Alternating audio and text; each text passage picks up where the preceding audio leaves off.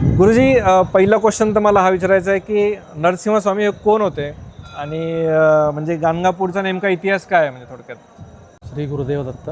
गुरुब्रह्मा गुरुविष्णू गुरुदेव महेश्वरः गुरु साक्षात परब्रह्मा तस्मै श्री गुरुवे नमः. सगळ्यांना नमस्कार. गाणगापूर हे क्षेत्रमध्ये नृसिंह सरस्वती महाराजांचं वासस्थान होतं. ओके. हे नृसिंह सरस्वती महाराज दत्त महाराजांच्या दुसरे अवतार आहेत. त्यांचा जन्म झाला कारंजा क्षेत्रामध्ये, महाराष्ट्राच्या कारंजा क्षेत्रामध्ये जन्म झाला. बरं.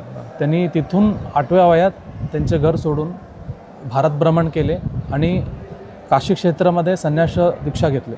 बरं. शंकराचार्यांच्या परंपरामध्ये संन्यास दीक्षा घेतले आणि भारत भ्रमण करत सगळीकडे त्यांचं अनुष्ठान केले, भक्तांचा उद्धार केले आणि गाणगापूरमध्ये येऊन शेवटी 36 वर्ष इथे गाणगापूरमध्ये राहिले होते. बरं.